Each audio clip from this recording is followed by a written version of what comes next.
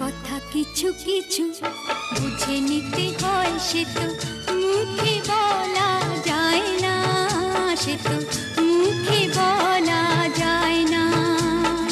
কথা কিছু কিছু বুঝে নিতে হয়, সে তো মুখে বলা যায় না, সে তো মুখে বলা যায় না।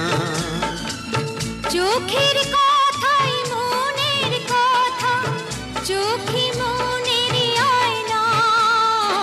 কথা কিছু কিছু বুঝে নিতে হয়, সে তো মুখে বলা যায় না, সে তো মুখে বলা যায় না।